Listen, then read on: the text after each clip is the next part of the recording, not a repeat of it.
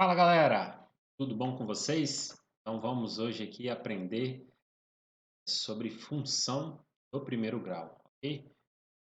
E hoje nessa aula nós vamos aprender sobre a definição do que é uma função do primeiro grau, vamos falar sobre os coeficientes de uma função do primeiro grau e sobre modelagens, que é como eu vejo uma situação e dessa situação eu modelo uma função, eu crio uma função para aquela situação, beleza?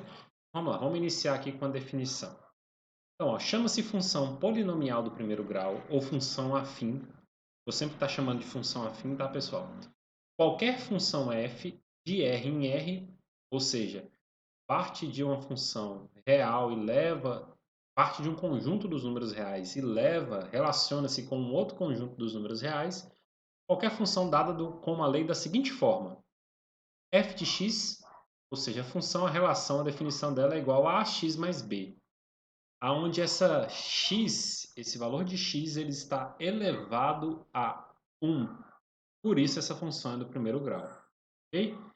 E o que tem esse a e esse b aí? Que história é essa de a e b? É matemática ou é português esse negócio? A e b, eles são números. É porque aqui é uma definição genérica. Então esse a e b eles estão no lugar de números reais, números quaisquer que podem entrar aí. Desde que esse a seja um número diferente de zero. Ele pode ser qualquer número real menos o zero. O b pode até ser zero. Ok, gente? Então, essa é a definição de uma função real. É de uma função do primeiro grau, uma função afim. É qualquer função do tipo ax mais b. Então, f de x ou y igual a ax mais b é uma função do primeiro grau. E aí, observe que tem esses coeficientes que a gente chama aí, que é o valor de a e de b. A gente chama esses coeficientes, eles têm nome. O a é conhecido como coeficiente angular.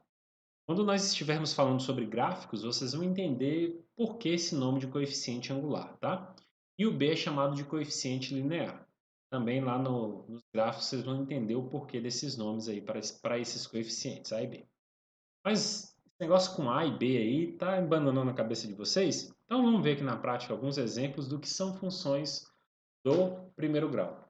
Funções afins. Então ali, primeiro exemplo, f de x igual a 2x mais 5. Essa é uma função do primeiro grau, porque o x aqui está elevado a 1. Não aparece nada em cima dele. Então, 2x mais 5 é uma função do primeiro grau. Quem são os coeficientes? O coeficiente angular é 2, o coeficiente linear é 5. Ou seja, a igual a 2, b igual a 5. Olha o segundo exemplo. Y igual a menos 3x mais 1. Para quem viu meus vídeos lá sobre funções, observe aí que a função ela pode ser escrita como f de x igual à lei de formação ou y igual à lei de formação. Então aí, ó, y igual a menos 3x mais 1. É uma função de primeiro grau, onde o a é menos 3 e o b igual a 1. Ou seja, o coeficiente angular é igual a menos 3 e o coeficiente linear é igual a 1. Olha o terceiro exemplo. F de x igual a 5x. Essa é uma função de primeiro grau? É sim, o x está ali sem ter nada elevado nele. Então, aí é um exemplo em que o a é igual a 5 e o b é igual a zero. Lembrando que não poderia acontecer o contrário, né? Não poderia ser o a igual a zero e o b igual a 5. Beleza? Aí não seria uma função afim. A gente chama esse tipo de função quando a é igual a zero de uma função constante. Quarto exemplo aí, f de x igual a x menos 2. Quem são os coeficientes? A igual a 1, b igual a menos 2. Ué, professor, mas cadê esse 1 ali? Ele é implícito. Se não tem nenhum número multiplicando x, é porque existe um x. Então tem 1 multiplicando x ali implícito. Tá bom? Assim como a gente não coloca um 1 em cima como expoente, a gente não precisa colocar o 1 quando ele estiver antes do x multiplicando. Então o a é 1 e o b igual a menos 2. Olha aí mais um exemplo. F de x igual a 2x sobre 3 mais 5. Ixi, esse trem ficou esquisito. Quem é o a aí? 2x sobre 3? Não, o a nunca entra x, tá?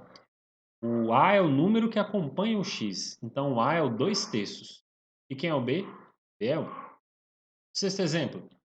Menos x sobre 2 menos 3 sobre 5. Essa é a função y. E aí, pessoal, quem é o A e o B? Já consegue identificar sozinho? Vamos lá? O A, menos 1 sobre 2. E o B, menos 3 sobre 5, menos 3 quintos. Então, aqui vocês compreendem o que são os coeficientes, né?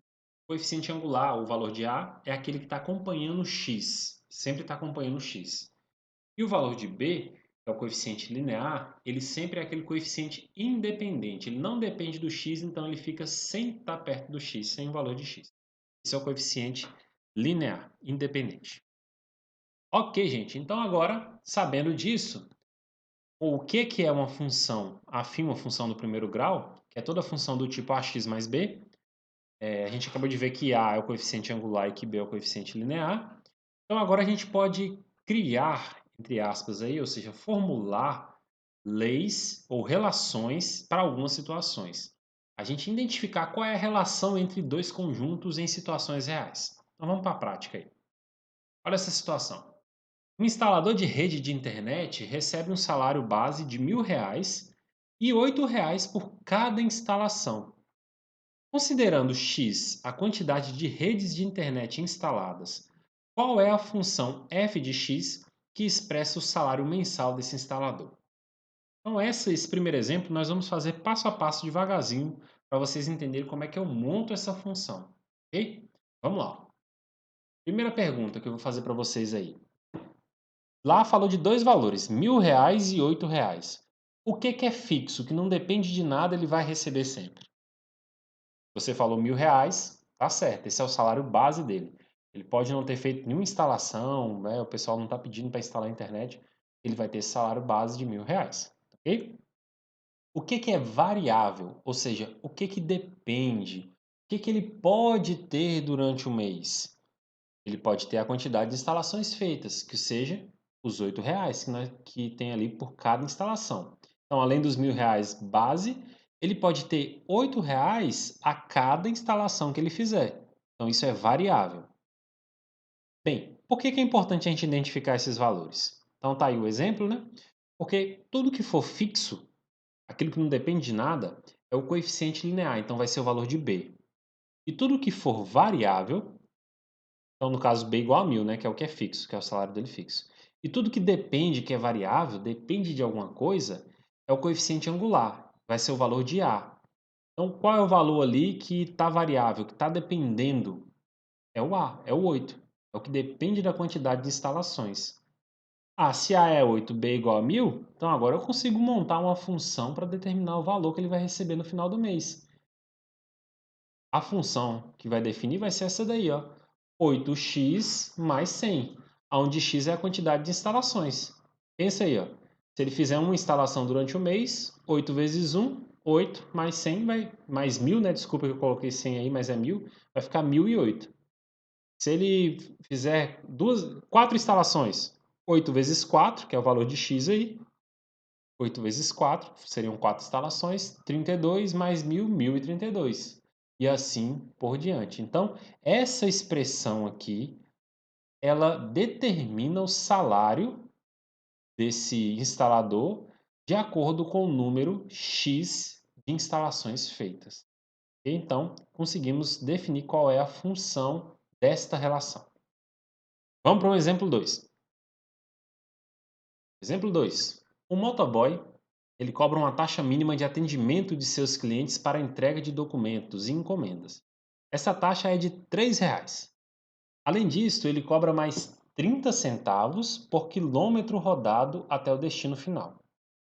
Qual relação que expressa o valor V de D, em vez de f de x ele está pedindo para chamar de V de D, do serviço em função da distância D em quilômetros a ser percorrida? Então, ele quer saber o valor que ele vai receber de acordo com a distância que ele vai percorrer. Novamente, para modelar uma função afim, todo problema que é de uma função afim, eu preciso identificar duas coisas. O que é fixo e o que é variável.